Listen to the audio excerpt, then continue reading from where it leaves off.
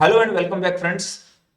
हम कर रहे हैं एआई वाला बैच और उसमें हम आज डे 2 के लेक्चर पे हैं जो कि हम अकाउंटिंग की बात कर रहे हैं। डे 1 का जो वीडियो था वो मैंने आप लोगों को दे दिया था कल, जिसमें हमने जर्नल की बात की थी कि जर्नल में कौन कौन से टॉपिक आपके आते हैं और उन टॉपिक्स पे हमें खास ध्यान रखना है किस तरह के क्वेश्चंस बनते हैं। ठीक है जी। मैंने आपको बुक के ऊपर दिखाया था, वो बुक्स मैंने कल शेयर भी कर दिया आप लोगों को, आपने देखा होगा। वो बुक्स का मैंने एक नया फोल्डर बना दिया है और ये देखिए, ये बुक्स के मैंने फोल्डर बना दिए हैं जहाँ पे आपकी हेल्प हो जाएगी, मतलब आपको इधर उधर नहीं जाना पड़ेगा। जिन बुक्स की मैं बात कर रहा हूँ आप उसको देख भी पाओगे। ठीक है जी।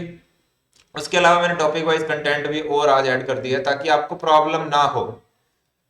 अब मैं जब बात कर रहा हूँ कि आज डे 2 का लेक्चर जो मैं रिकॉर्ड कर रहा हूँ कि कौन सा टॉपिक, देखिए मैंने आपको बताया था हम यहाँ टॉपिक वाइज चर्चा करने वाले हैं कि किस टॉपिक में क्या आपके लिए इंपॉर्टेंट है, किस पे आपको दिखाना है, तो हर टॉपिक पे हमें चर्चा करनी है।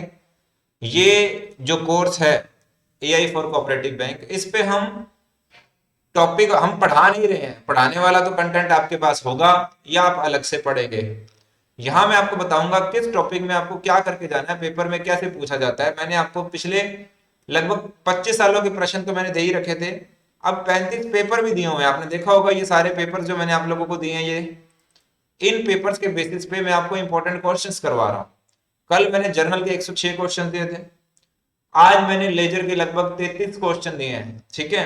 और बाकी क्वेश्चन तो पहले से जो दिए हुए थे, जो एमसीक्यू बुक के थे, वो तो अलग से ही है। ठीक है जी। वो भी मैं आपको दिखाऊंगा। ये देखिए, ये लेजर के जो क्वेश्चंस हैं, ये क्वेश्चन भी मैं इन पे भी चर्चा करूंगा। तो अब हमारा फोकस रहेगा अब लेजर के टॉपिक पे। तो बिना टाइम वेस्ट किए हुए हम चलते हैं हमारे लेक्चर की तरफ। तो जैसा कि आपको मालूम है, एक मिनट में वापस आपको एक बार बता देता हूँ। आज का हमारा डे 2 है। डे 2 में हम लोगों को बात करनी है निगमन, यानी कि कंपनी, सॉरी कंपनी याद आ जाती है, कोऑपरेटिव सोसाइटी कैसे बनेगी, इन टॉपिक्स पे बात करेंगे। और साथ ही साथ हमें बात करनी है हमारी लेजर टॉपिक पे। ठीक है जी। जर्नल को मैंने इसलिए साथ में रखा था 2 दिन 3 दिन, ताकि हम इस पे थोड़ा समय देंगे। आज मैंने एक स्टूडेंट को, जो हमारे एआई कोर्स का भाग हैं, उन्होंने मुझे कोई अपनी प्रॉब्लम बताई, तो आज मैंने उनसे लगभग 5 से 7 मिनट बात करी और उनकी मैंने उनको प्लानिंग करके दी कि आपको किस तरह से अपना फोकस करना है। मैं फिर भी वो प्लानिंग आपको बता देता हूँ। उन स्टूडेंट्स का मैथ रीजनिंग इंग्लिश अच्छा है। उन्होंने कहा कि सर कंप्यूटर भी मेरा अच्छा परफॉर्म हो रहा है। जीके उन्होंने पढ़ा हुआ था पहले। ठीक है जी। तो जीके में भी वो कंफर्टेबल है। उन्होंने एक्ट और अकाउंट्स के लिए, और मैंने उनकी लगभग 130 मार्क्स मैंने कहा आपको लाने हैं मैनेजर के लिए। हालांकि मेरा मानना ऐसा है कि 120 पे भी, अब जिस तरह का कंपटीशन है, बाकी पेपर का लेवल भी डिपेंड करेगा। देखिए मेरी बात को ध्यान से सुना कीजिए, पेपर के लेवल पे भी डिपेंड करेगा। पर मैंने उनको कहा कि अगर आप 130 के आसपास की प्लानिंग करेंगे, और जितना कंपटीशन रह गया है, क्योंकि बहुत ज्यादा कोई कंपटीशन बचा नहीं है, टेस्ट भी गिनती के लोग ही, अभी अभी भी टेस्ट गिनती के लोग ही ले पा रहे हैं। मतलब मेरे पास आज लगभग 400 स्टूडेंट्स का डेटा है जिन्होंने कोर्स बाय किया टेस्ट सीरीज वाला, और टेस्ट कितने लोग ही दे रहे हैं आज भी। अब कब देंगे मुझे नहीं पता। ठीक है। तो मेरा ये कहना है कि गिनती के बच्चे ही मतलब उस लेवल तक पहुंच रहे हैं। तो मैंने उनकी एक प्लानिंग करवाई, और उस प्लानिंग के अकॉर्डिंग मैंने उनको सजेस्ट किया कि आपको एक्ट और अकाउंट्स में, अगर आप इस शेड्यूल के हिसाब से चलेंगे, जो क्लासेस आपको समझ आ जाए, मतलब आपने 40 में से अगर 20 क्वेश्चन भी सही कर लिए, जो कि पॉसिबल है आज भी, तो उनका सिलेक्शन हो जाएगा। उन्होंने कहा कि उनके एक्ट में अच्छी परफॉर्मेंस हो रही है। एक्ट में वो 35 से 25 क्वेश्चन मतलब वो सही कर सकती हैं। तो अकाउंटेंसी के वो 20 क्वेश्चन वो आराम से सोल्व करेंगी, ऐसी मैं उनको प्लानिंग की, मैंने उनको एडवाइस किया है। और मैंने उनको कहा है कि अगले 5 दिन में आपको ये चैप्टर करने हैं। अगले 5 दिन में, 5 से 7 दिन में आपको ये चैप्टर करने हैं फाइनल अकाउंट्स तक, ताकि आपका एक बेस बन जाए। और उसके बाद मैं उनको दोबारा से एक बार गाइड करने के लिए मैंने उनको बोला है। ठीक है जी। तो अब मैं आपको भी ऐसी प्लानिंग करूंगा कि आप एक प्लानिंग लेके चलिए, आप एक टारगेट सेट करिए। तो वो टारगेट सेट करने में मैं आपको टॉपिक में हेल्प कर रहा हूँ कि कैसे आप एक अच्छा स्कोर कर पाएंगे। तो चलिए अब हम लेजर टॉपिक की तरफ चल रहे हैं कि लेजर में कैसे पढ़ना है आपको। ठीक है। अब लेजर के जो क्वेश्चन आते हैं, नॉर्मली क्या होता है, हर पेपर में एक दो, इससे ज्यादा लेजर के क्वेश्चन नहीं आते हैं। जैसे जर्नल में तो क्वेश्चन ज्यादा आ जाते हैं, लेजर में क्वेश्चन नहीं आते हैं। ठीक है। कौन कौन से टॉपिक पे अपने को ध्यान देना है लेजर में, तो मैं आपको, बुक हमारी हिंदी और इंग्लिश दोनों में है। मैं हिंदी की बुक मैं आपको बता रहा हूँ, इंग्लिश की बुक भी सेम आपको मैंने दे दी है, ठीक है जी। तो चलिए अब हम समय नहीं वेस्ट करेंगे। खाता भाई, तो लेजर का मतलब आपको पता ही है, खाते। जो आपका दुकानदार खाता नहीं बना के रखता, आप दुकान वाले के पास जाते हैं कि मेरा ये राशि इतना सामान दे दो और खाते में लिख लो, ठीक है। पेटीएम पे भी आपने अपना अकाउंट बनाया हो, बैंक में भी आपने अपना खाता बनाया हुआ है, तो वो खाता यहीं से लिया हुआ है। खाता है क्या? खाता बेसिकली एक जैसी आइटम को एक जगह पे लिखने के लिए होता है। जैसे एक दुकानदार के लिए राम है, तो राम की सारी आइटमें एक साथ एक ही जगह पे लिखना, और जैसे राम को सारी चीजें दी, देते गया, और उससे जब कुछ आया तो बराबर करके चेक करना। ये आप जब लेजर पढ़ेंगे तो आपको समझ में आएगा, लेजर का ज्ञान लेंगे। पर जर्नल में तो सब कुछ इकट्ठा आता है। देखिए फर्क क्या है, जर्नल में सब कुछ इकट्ठा लिखते जाते हैं डेट वाइज, पर जर्नल से छांटा छंटाई होती है। जर्नल से क्या करते हैं आप, छांटते हैं, चीजों को अलग करते हैं।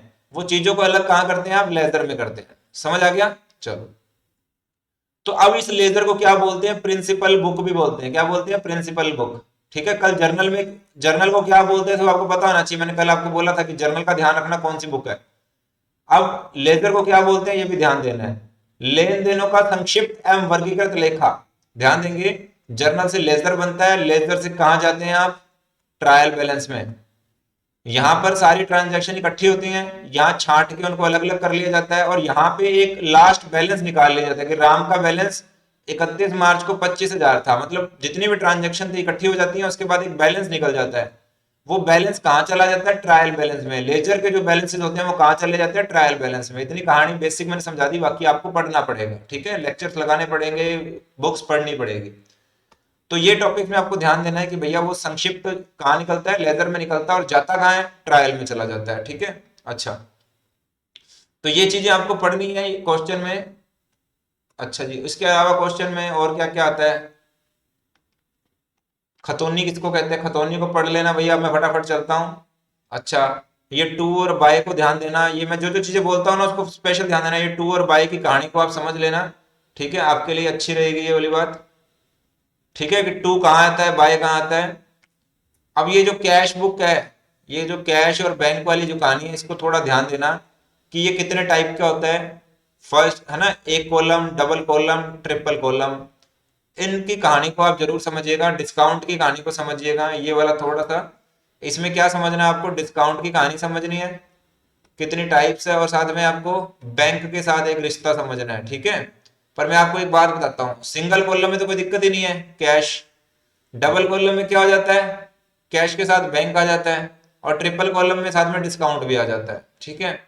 आपको बस एक ही ध्यान देना है कि अगर ये इकट्ठे ना बनते, अलग अलग बनते तो कैसे होगा। जैसे कैश और बैंक इकट्ठे आ रहे हैं, ये अलग अलग बनते तो कैसे आप करते, बस ये ध्यान दे लेना बस, ठीक है। मेरी बातों को मार्क कर लेना। अच्छा, ये लिखा हुआ है, ये सारी चीजें आपको बुक दे दी मैंने, इसमें पढ़नी है कि इसमें क्या क्या होता है, ठीक है। ये जो सारे पॉइंट्स हैं ये पढ़ लीजिएगा।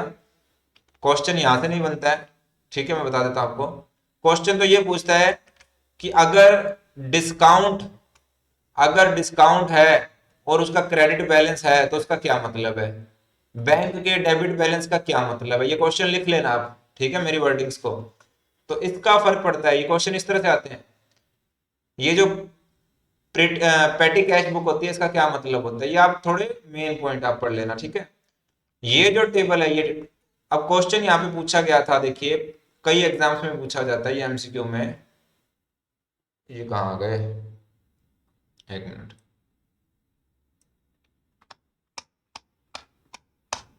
चलिए, अपने इसको बाद में देखेंगे ना, ये मैंने आपको दे दिया बुक, आप देख लेना। अब देखिए, ये भी ध्यान देना हमें कि ये जो कैश, ये जो लेजर होता है, इसमें कितने बॉक्सेस होते हैं, इनके स्ट्रक्चर को ध्यान देंगे। कल मैंने जर्नल के स्ट्रक्चर को भी कहा था, लेजर में कितने बॉक्सेस होते हैं ये ध्यान देना है। टू किस साइड आएगा, बाय किस साइड आएगा, ये भी ध्यान देना है। टू और बाय वाली कहानी मैंने आपको बता दिया ना, ये बात ध्यान देने वाली है, ठीक है बेटा। अच्छा सर। अच्छा, कॉन्ट्रा एंट्री क्या होती है, ये मैंने कल भी आपको कहा था, कॉन्ट्रा एंट्री समझनी है हमें। कॉन्ट्रा एंट्री, कॉन्ट्रा वाउचर, इसको कर लेना आप। मोटा मोटी मैं इसका आपका ध्यान इसलिए दिलवा रहा हूं ताकि आपको पता चले। ये देखिए, ये कैश का मैंने आपको बना के दिखाया है, कैश का लेजर। टू साइड इधर आती है, बाय साइड इधर आती है, ये ध्यान देना हमेशा। कैश क्या है, एक एसेट है, ध्यान देंगे, कैश क्या है, एक एसेट है। एसेट का कौन सा बैलेंस मैंने कल आपको बताया था, डेबिट बैलेंस होता है, ध्यान देना। एसेट का कौन सा बैलेंस होता है, डेबिट बैलेंस होता है। और देखिए जब इसका डेबिट बैलेंस होता है तो शुरुआत कहां से होगी, टू से होगी। मतलब अगर इसका पिछला कोई बकाया था 31 मार्च को और 1 अप्रैल को अगर ये आ रही है तो टू से ये बैलेंस लेके आएगी यहाँ पे। और अगर कोई लाइबिलिटी है तो वो बाय से लेके आएगी। ध्यान देना नॉर्मली ऐसा होता है मैक्सिमम केसेस में, मैं 100% नहीं बोल रहा, कुछ केसेस में बदल जाता है, पर नॉर्मली अगर आपसे पेपर में पूछेगा तो डेबिट बैलेंस होता है कैश का, कैश क्योंकि एसेट है, एसेट का डेबिट बैलेंस होता है तो वो टू से शुरू होगा और खत्म कहाँ होगा, बाय से। ठीक है, ये लेजर जब आप पढ़ेंगे तो आपको ये कहानी समझ में आएगी, अदरवाइज यूट्यूब पे भी कहानियां पड़ी हैं इसकी, लेजर टॉपिक आप वहां से करेंगे। ठीक है जी। अच्छा, ये टू बैलेंस बीडी और बैलेंस सीडी वाली कहानी को भी आपको ध्यान देना है, मैंने यहाँ पे बोल्ड किया हुआ है इसको, ये वाली कहानी को आपको समझ लेना है। ठीक है जी। ओके सर, ये मैं आपको पता है ना, ये मैंने सारे पॉइंटर, इसलिए आपका मेरा काम क्या था, आपको हाईलाइट करवाना, घास के ढेर में से सुई ढूंढ के देना कि भैया आपको ये पॉइंट ध्यान देने हैं, अदरवाइज तो आप मतलब मथा कहाँ लगाओगे। ठीक है। अच्छा, ये जो मैंने महत्वपूर्ण नोट दिया है इसको तो भैया इंपॉर्टेंट मार्क कर लो, तीन इंपॉर्टेंट मार्क कर लो, चार कर लो, जितना मर्जी कर लो। अब ये क्यों है सर, इंपॉर्टेंट क्यों है, ध्यान देंगे, जो आप बैलेंस शीट में देखते हैं, बैलेंस शीट में क्या दिखती है आपको, यहाँ एसेट्स और यहाँ लाइबिलिटी और कैपिटल, तो इसने यही कहा हुआ है, ध्यान देंगे। यहाँ पे जो बैलेंस शीट में कौन जाता है, बैलेंस शीट में पर्सनल खाते जाते हैं, व्यक्तिगत और रियल वस्तुगत। कभी भी नॉमिनल अकाउंट्स, कभी भी नॉमिनल खाते बैलेंस शीट में नहीं जाते, याद रखना, वो पहले ही प्रॉफिट एंड लॉस में खत्म हो जाते हैं। जैसे सैलरी, जैसे सेल्स, जैसे परचेज, ये आपको कभी नहीं मिलेंगे बैलेंस शीट में, ये कभी जाते ही नहीं है, ये पी एंड एल में खत्म हो जाते हैं और प्रॉफिट और लॉस के रूप में यहाँ ट्रांसफर होते हैं। ठीक है, तो ये पॉइंट ध्यान देने वाला है, क्वेश्चन बनता है यहाँ पे अक्सर कि कौन सा ऐसा खाता है जो बैलेंस शीट में नहीं जाता, या कौन सा ऐसा खाता है जो बैलेंस शीट में आपको नहीं दिखता। तो नॉमिनल की जो भी एंट्रियां होती है ना, नॉमिनल मतलब सैलरी वैलरी, ये सब खर्चे डल जाते हैं प्रॉफिट एंड लॉस में और वहीं खत्म हो जाते हैं। जो बैलेंस अब बचता है ना उनका, जो खत्म होने के बाद बैलेंस प्रॉफिट होगा या लॉस होगा, वो जाता है बैलेंस शीट में। ठीक है, ये याद ध्यान रखना, नॉमिनल वाला। तो ये पॉइंट जो है इसको खास तौर पे याद रखने वाली बात है। ठीक है, ये पोस्टिंग से रिलेटेड ना क्वेश्चन पूछ लेता है, पोस्टिंग वर्ड को ध्यान देना आप, ये जो पोस्टिंग है इसका आपको पॉइंट ध्यान देने वाली है। ठीक है, ये किस तरह से पोस्टिंग होती है। अच्छा, ये देखिए मैंने आपको कहा था ना, खातों के प्रकार, ये जो टेबल है ये मोस्ट इंपोर्टेंट है, ये स्टार मार्क कर लेना भैया, मैंने इसलिए बताया आपको ये सारी चीजें हाईलाइट करके, क्वेश्चन यहीं से बनेंगे बेटा। आपको बहुत ज्यादा ना अब टाइम नहीं है हर चीज को अपने को क्लैरिटी करने की, हमें तो सीट चाहिए ना, तो हमें सीट चाहिए, तो ये क्वेश्चन यहाँ से बनेगा। ये देखो मैं बता रहा हूँ क्वेश्चन कहाँ से बनेगा। सभी एसेट्स का कौन सा बैलेंस होता है, डेबिट बैलेंस, याद रखना ना। लाइबिलिटीज का कौन सा बैलेंस होता है, क्रेडिट बैलेंस। कैपिटल का कौन सा बैलेंस होता है, क्रेडिट बैलेंस। एक्सपेंस का डेबिट बैलेंस, एक्सपेंस क्या होता है, खर्चे, सभी खर्चों को डेबिट करो, याद है ना। इनकम का कौन सा बैलेंस होता है, क्रेडिट, सब समस्त आयों को या इनकम्स को क्रेडिट करना है। ठीक है, याद है ना, थर्ड रूल। चलो, तो ये सारे हो गई। अच्छा, ये आपको ये वाला ये पॉइंट पढ़ने हैं, ये इंपॉर्टेंट है, ये सारे पॉइंट्स क्वेश्चन मैंने सारा जो बुक में दिया ना कंटेंट, बेटा बस आपको कोई पढ़ाने वाला हो ढंग से, तो आपके ये सारे पेपर में आने वाले पॉइंट हैं, इसलिए मैंने ये लिखे थे, मैं एक्स्ट्रा चीजें लिखी ही नहीं मैंने। ठीक है। अच्छा, ये इतनी इंपॉर्टेंट नहीं है, ये खातों के जो उपखंड है ये लिखने की बातें हैं, ये इतने इंपॉर्टेंट नहीं है, पेपर में नहीं, मैंने आज तक नहीं देखा इनके ऊपर क्वेश्चन कभी पूछते हुए। ठीक है, आपको पढ़ाने के लिए मैंने कभी ये पढ़ाया था, मतलब खुद से भी मैंने, क्योंकि हमें डेली रूटीन में यूज आने वाली चीजें हैं नहीं। अच्छा, मतलब ये जो थ्योरी है ना वो उसकी बात कर रहा हूँ, देनदार खाता और लेनदार खाते तो बनते हैं, इनको तो पढ़ लेना आपने, पर इनको रट्टा रट्टा मारने की जरूरत नहीं है कि इसके अंदर ये दो भाग होते हैं या ये चार होते हैं, ये पेपर वो यहाँ नहीं जाता पेपर में कभी भी। ठीक है। अच्छा, सिर्फ इनको पढ़ने के लिए पढ़ लेना, थोड़ी बेसिक, यहाँ घुसना मत फालतू का। ये तो मैंने आपको बताया पॉइंटर, कहाँ कहाँ फोकस करना है आपने, याद रहे।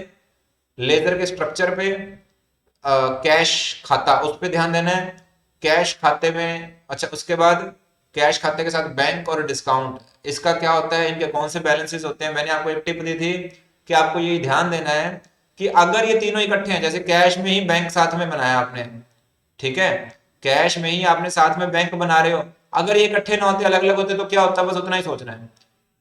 इनके कौन कौन से बैलेंस होते हैं, एसेट्स के कौन से बैलेंस होते हैं, लाइबिलिटी के कौन से बैलेंसेस होते हैं, ये आपको पता होना चाहिए। पैटी कैश क्या होता है वो पता होना चाहिए कम, ठीक है। अच्छा, और कॉन्ट्रा एंट्री ये आपको पता होना चाहिए। कॉन्ट्रा एंट्री क्या होता है, कैश और बैंक की एंट्री होती है, या तो कैश डेबिट में होगा या कैश क्रेडिट में होगा, बैंक या तो डेबिट में होगा या बैंक क्रेडिट में, मतलब बैंक में पैसा जमा कराए या बैंक से पैसे निकाले, ये एंट्रियों को कॉन्ट्रा एंट्री बोलते हैं। बस सिंपल सा लॉजिक है, मतलब एक हाथ से पैसा दूसरे हाथ में जाएगा, बैंक भी तो मेरा ही पैसा है, मैंने बैंक से निकाल के कैश निकाल लिया और कैश बैंक में जमा करवा दिया, तो इस तरह की एंट्री को बोला जाता है कॉन्ट्रा एंट्री, ठीक है जी। मतलब एंट्री धक्के से ही होती है, कैश से बस वो बैंक में चला गया, इतना ही फर्क हुआ, ठीक है। अच्छा, इनको बोलते हैं कॉन्ट्रा एंट्री। तो अब ये क्वेश्चन आपको एमसीक्यू भी मैंने दे रखी है, बुक में भी आपको 25-30 क्वेश्चन मिलेंगे। मैंने आपको आज जो चीट शीट दी है, ध्यान देंगे, अब आते हैं अपने चीट शीट की तरफ। देखिए ये मैंने टेस्ट दिया आपको, इसमें एम लेजर के मैंने आज 15 की जगह 25 क्वेश्चन दे दिए आपको। मैंने कहा पढ़ तो रहे हैं बच्चे, और दे दो, अपना क्या जाना है। मैंने जो टेस्ट आपको डेली टेस्ट का लिखा हुआ है 30 क्वेश्चन का, आज मैंने 30 ना देके 40 दे दिए, ठीक है। मैंने कहा दे दिए। कल मैंने 106 क्वेश्चन पकड़ा दिए जर्नल के जो पेपर में आए हुए थे। अब आए हैं, मुझे पता बच्चे कर तो लोगे आप लोग, ठीक है, क्योंकि मैंने देखा आप लोगों की क्षमता, आप लोगों को जो दे दो मर्जी लगे होते हो, ठीक है। कितनी क्वालिटी से करते हो वो आपका कंसर्न है, मैं उस पर नहीं जाऊंगा। तो 15 क्वेश्चन कोऑपरेटिव के मैंने इसमें दिए, टॉपिक वाइज मैंने अलग से क्वेश्चन दे रखे हैं आपको, आज मैंने भर भर के और दे दिए कि प्रैक्टिस जितनी करनी है करो टॉपिक वाइज। अब आपको क्या करना चाहिए, आपको ये क्वेश्चन करने चाहिए, जर्नल के क्वेश्चन जो मैंने टेस्ट में दिए हैं वो और करने चाहिए। ये देखो, ये वाले जो क्वेश्चन है बुक्स में जो क्वेश्चन है ये आपको यहाँ करने हैं, ठीक है। और ये टॉपिक वाइज जो क्वेश्चन है यहाँ भी देखिए लेजर के क्वेश्चन है, ये आपको कर लेने चाहिए, ठीक है जी। आई होप अब कोई प्रॉब्लम नहीं आएगी, लेजर में अब आप ढंग से काम करेंगे। और मैं आपको बता रहा हूँ, ये अगर आपने मेरे साथ में ये सारे टॉपिक कर लिए तो आपके परफॉर्मेंस में मान के चलिए एक अच्छा खासा सुधार आने वाला है, ठीक है जी। इस वीडियो में इतना ही, लेजर पे बात हुई है, फिर हम कल बात करेंगे ट्रायल बैलेंस पे। और अब आपको ये क्वेश्चन, इतने सारे क्वेश्चन दे दिए, आप इसको पढ़िए, यूट्यूब से वीडियो लगाइए, मेरी क्लासेस से अगर टू दी पॉइंट आपने समझना है, क्योंकि मैं तो टू दी पॉइंट पढ़ाता हूँ, मैं कोई फालतू की शेरो शायरियाँ और ऐसी चीजें बिल्कुल नहीं करता हूँ टाइम पास वाली, टू दी पॉइंट बात है। किताब में भी मैंने आपको दे दी है, तो अगर आपने अभी तक बैच को ज्वाइन नहीं किया है तो बैच को ज्वाइन कर लीजिएगा। और इसी के साथ टेक केयर, बाय बाय। ये मैं आपको इतना सिखा दूंगा ना बेटा ये एआई वाले बैच में, कि आप, अब मैं एआई भी दे दूंगा परसों, टूल दे दूंगा परसों तक दे दूंगा मैं, हाँ ठीक है। और बस, टेक केयर, बाय बाय, मजे करो बस। अब मेरे लिए भी ये 15-20 दिन ही है जो मेहनत करनी है मैंने आपकी कंपटीशन की फील्ड में, उसके बाद तो अपने भी टाटा बाय बाय है, क्योंकि मैंने बोल ही रखा है आप लोगों को, ठीक है।